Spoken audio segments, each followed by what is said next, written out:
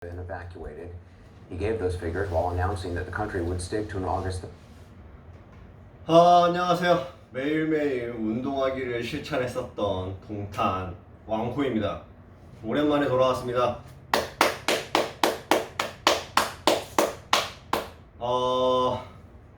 오늘은 8월 며칠이죠? 8월 25일? 8월 25일 수요일입니다. 제가 원래 운동을 매일매일 했어야 되는데 매일매일 못했어요.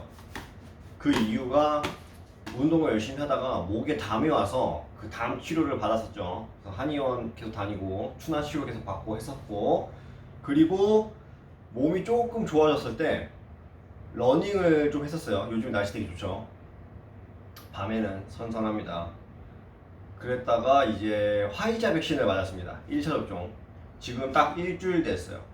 근육통 조금 심했고요. 그 다음에 뭐 몸살기나 이런 건 전혀 없었는데 가슴 통증이라고 하기보단 답답함이 약간 있어요. 근데 그 찾아보니까 뭐 러닝 같은 거는 최대한 하지 말라 그래가지고 지금 일주일 동안 쉬었는데 스트레칭이나 이런 거는 꾸준히 했고요. 그 다음에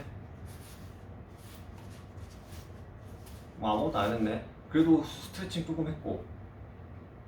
그래서 오늘은 지금 백신 맞고 일주일 지나서 일단 러닝은 너무 뛰고 싶은데 러닝은 안 뛸 거고요. 그래서 일단 팔굽혀펴기 10개씩 5세트 할 거고, 레그레이즈 10개씩 5세트 할 거고요. 그 다음에 플랭크 동작 2번 정도 하고 마무리하도록 하겠습니다. 오랜만에 운동합니다. 이 근력 운동, 팔굽혀펴기는 진짜 한 달 넘은 것 같아요. 마지막으로 한 거.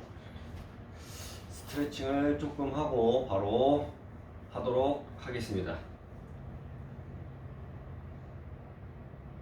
Work in their own specialist areas. They should not go to other 요즘에 countries, to those Western countries. 아프가니스탄 때문에 난리죠. One question the Biden administration hasn't answered: how many Americans are left in Afghanistan? The White House promised to evacuate every U.S. citizen who wants out, but the Pentagon refusing to say how many that is. I don't think there's a perfect number that we know with certainty of all Americans in Afghanistan. The sheer number of Afghans leaving the country has created its own set of problems. The lack of basic sanitation at Al Udeid Air Base in Qatar, the first stop for many of those fleeing Kabul. We recognize that things were and in many ways still are not at the level of sanitation and good hygiene that we want. Meanwhile, Afghan evacuees beginning to arrive in the United States. In the past 24 hours, 4 flights landed at Dulles International Airport outside D.C. with more than 1,000 passengers. With the part of the operation in the United States just starting, the Pentagon has only days left before it winds down the effort in Kabul. With 5,800 troops on the ground and an August 30th deadline to get them out, the Pentagon knows the last 48 hours are critical. The focus: how to get out thousands of troops who've made it possible to move tens of thousands of people.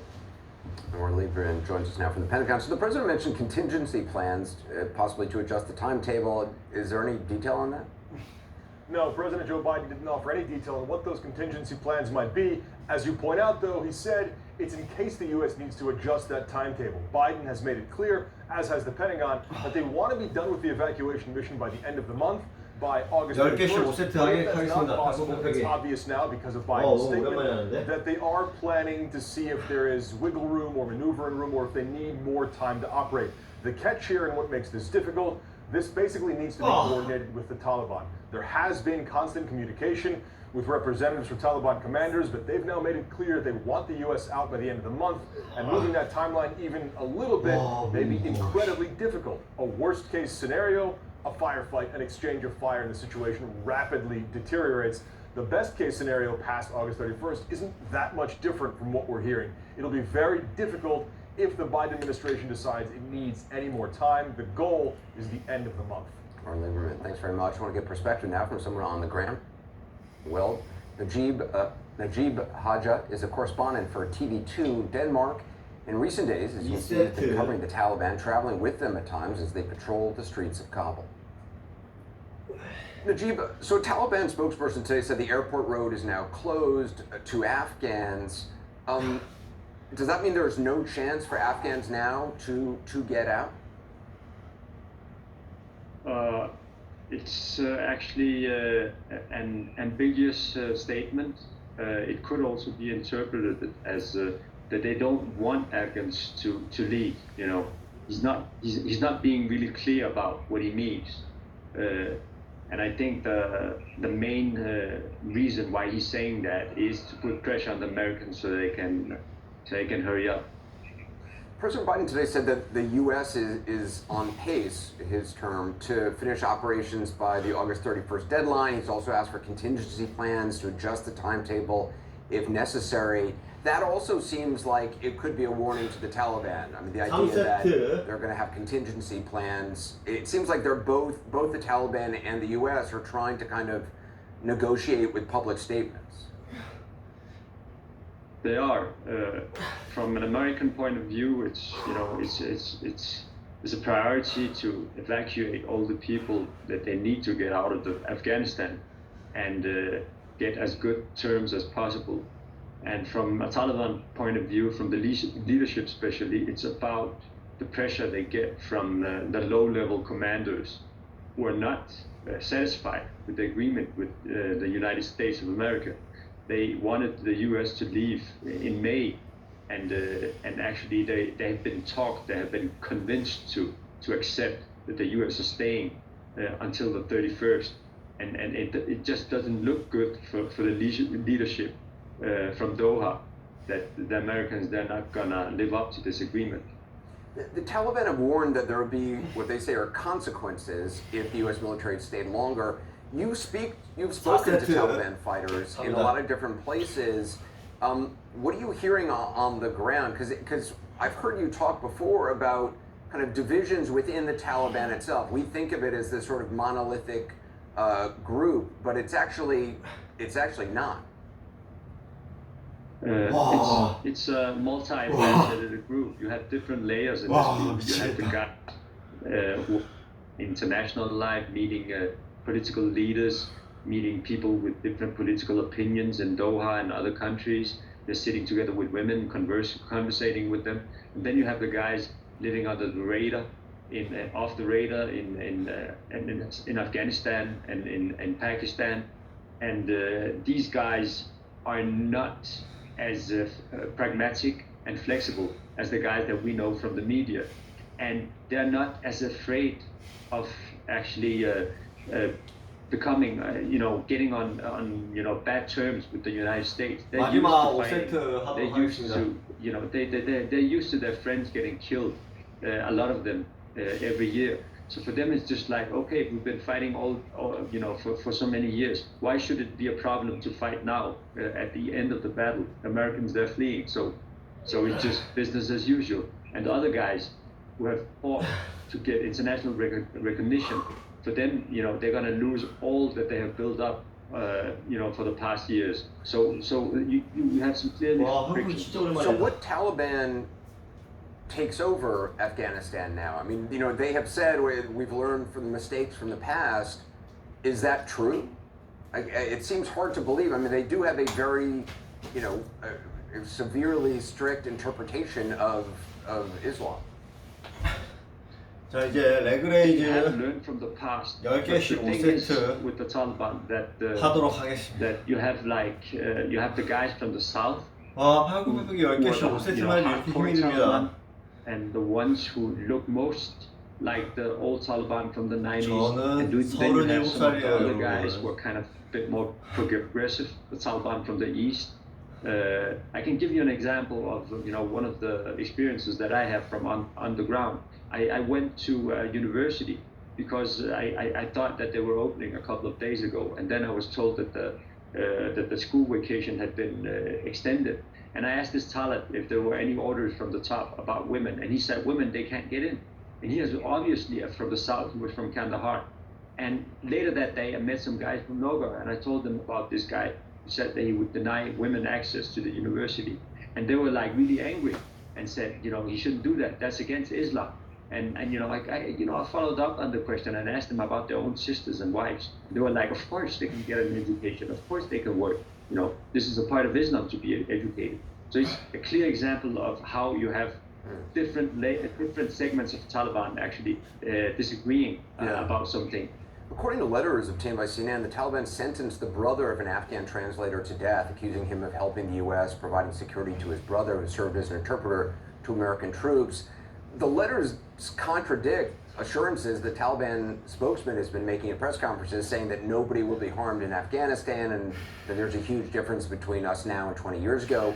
Do you think reprisal killings are going to become common? Nobody knows, you know, there are different rumors. But first of all, the leadership, they've clearly said that there is a general amnesty and nobody should nobody from the Taliban should kill anybody who have, you know, worked for the government or foreign forces. But the thing is that you have sub-level commanders who are doing their own things, who are not listening and obeying some of these orders. This is short-term. Long-term, the question is whether all the people from the leadership will continue this path. We don't know that, you know. We've seen this organization roll some of the things that they, you know, said rolled back, you know, earlier in their history. So people, they hope that the history won't be repeated. Najib Haja, it's really a pleasure to talk to you. I really appreciate your expertise. Thank you so much. You're welcome. Pleasure to be here. More now on how the president's words today and his policy more broadly are being received by lawmakers, especially those who have had direct experience fighting the war there. Shortly before airtime, I spoke with two, Republican Congressman Brian Mast and Democratic Congressman Jake Auchincloss. Congressman Mast, President Biden cited the growing threat to U.S. troops in Afghanistan from ISIS-K as a main factor in his decision to adhere to this August 31st withdrawal deadline. You served in Afghanistan. Is that justification enough for sticking to the deadline? You know, there's a very dangerous situation going on there. We understand this bipartisanly. There has to be an objective that's met in order to actually withdraw. Otherwise, you're just doing it for optics. So is our military safer? Is the world safer? Are our enemies debilitated? And if that's not the case, then we shouldn't move out of there. If our people aren't safer, then we shouldn't move out of there. And I don't think that metric is going to be met. Congressman Auchincloss, the president was asked if he can guarantee tonight that every American will be out of Afghanistan before the troops leave. He didn't answer the question. In the past, he said that would be the case. But how confident are you that every American will be evacuated by the deadline? We're talking about withdrawing from a country whose moniker is the graveyard of empires. There's no guarantee. But this is the military at its finest right now. They are evacuating 1,000 people every hour, more than 60,000 to date. On the current trajectory, we should be able to get all Americans out by August 31st, but make no mistake, this president has been clear. Every American who wants to leave Afghanistan will leave Afghanistan. The Taliban do not have a say in that. Congressman Mast, what about the Afghans? Is that still, do you believe that's still a priority for this administration? I don't think they ever truly were a priority for this administration, given the hearings that we have at the State Department over the months past, but I'll also give you a historic quote from Joe Biden. And he said this following the withdrawal from Vietnam. We have zero obligation to withdraw foreign nationals, moral or otherwise, 1 or 100,000. That was his direct statement about foreign nationals as it related to Vietnam, and I think we're kind of seeing that exact same mentality as it relates to foreign nationals within Afghanistan. Yeah, if we can get a few out, great, but it's not by any means going to be their focus to get out those that stood shoulder to shoulder with us. Congressman Mast, I know you've personally been involved in trying to get Afghans who assisted the U.S. war effort out of Afghanistan. I'm just wondering how that process has been in the people you're working or been working on, because I've talked to a lot of people a number of former service members who've been trying to get out, former translators and stuff, for years, and said that with the last administration and this administration, the whole process, it just seemed like it was being slow walked. So both of those statements are true. There have been cases that we have been working for years, and you're getting the message from the State Department, this person fell through the cracks, or finally we're able to just get them through because all of a sudden it hit an emergency situation. Cases that we had been working, like I said, literally through 2 administrations. And then there are cases that veterans brought to us because of the emergency situation saying, this interpreter that I worked with, here's a picture of us together. Can you get their picture to the checkpoint? Can you get their paperwork through State Department? Can you get them out of Kabul? And can you get them into Pakistan or Qatar or anywhere else? Both situations were playing out, absolutely. You know, Congressman Auchincloss, you also served, and it's remarkable how history repeats. I mean, we saw this in Iraq with trying to get translators out. We saw this certainly in Vietnam. You know, it seems like there is, I mean, obviously these are incredibly chaotic situations. Anytime a country is falling apart, a government collapses, it's a difficult situation. But it does seem like there is a track record of the U.S. not living up to its promises to the people who have helped them. This president and his administration have made clear that we are going to have a special priority for Afghans who worked as allied and interpreters, prominent advocates for the rights of women and girls, journalists, those who face risk of Taliban reprisal. They have been part of the evacuation to date. They will continue to be evacuated. And this president is going to keep America's promises. Not every Afghan who wants to leave Afghanistan is going to be able to, just like not every Somalian who wants to leave Somalia or every Syrian who wants to leave Syria is going to be able to leave those countries. That's why it's so important that America be a global beacon for democracy and human rights so that we can work to improve. But Congressman Auchincloss, I mean, the Taliban today said that that the road is closed for Afghans to get to the airport. So how confident are you that that's not the case, or that, I mean, if there's a week left before the August 31st deadline, if that road is closed, what options does the U.S. have? It's important to remember the United States retains significant leverage over the Taliban.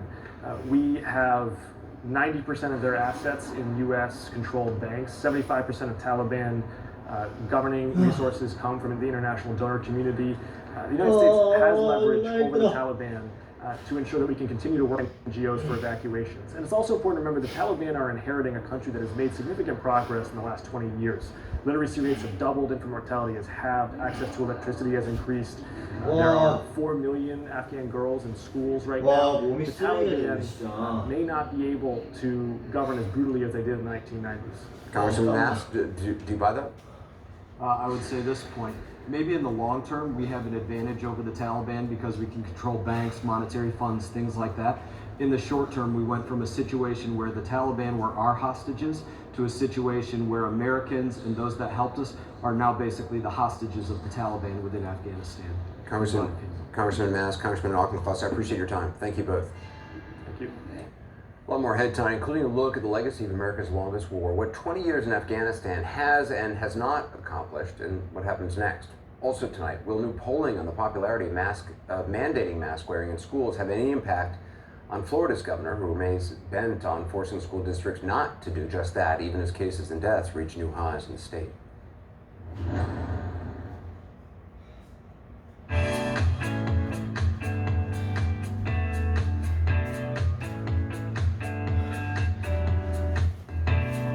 와, 이렇게 운동을 잠깐 안 하면서 느끼는 바가 매일매일 운동을 했던 게 엄청난 효과가 있었구나 라는 걸 다시 한번 느낍니다.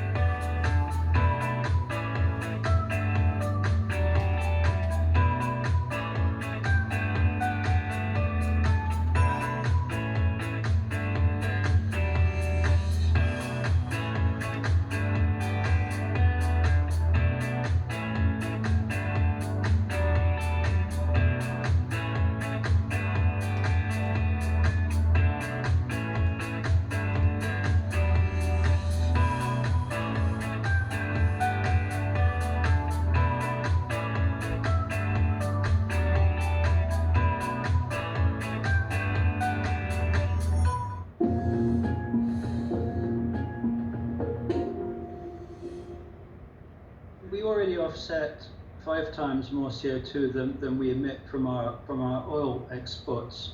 But the oil industry is going to disappear in the next 10-15 years because of climate change as we shift to renewable energy and electric cars and so on.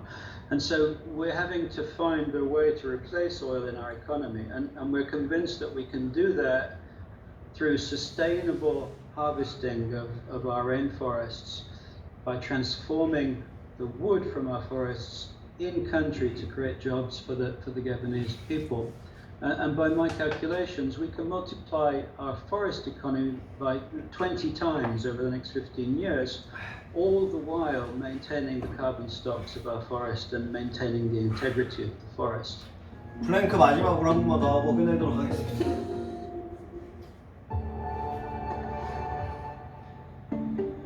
I think that the pandemic changed profoundly the luxury industry. What happened was an acceleration of what were already secular trends.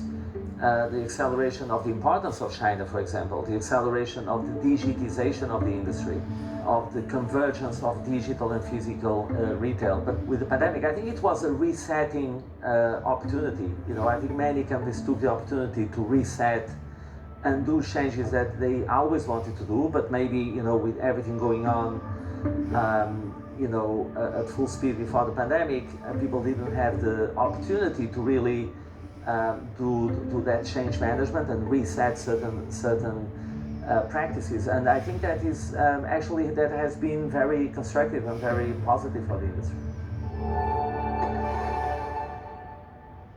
We live in such a fast-paced world where the news has been so relentless. Historic events have happened one after the other. I think that you need that daily appointment with viewers around the world to try and sort through the news of the day. What's important? Why does it matter to me? How do I put it all in context? We follow the news as it happens and where it happens. And then we also take a step back and walk the viewer through the day's news. That is the mission of Hologram today. The world's biggest business stories. 이제 이번 주에 이렇게 계속 꾸준히 해야 될 것 같습니다. Expert analysis. From every corner of the globe. Marketplace Africa, all new Marketplace Asia and Europe.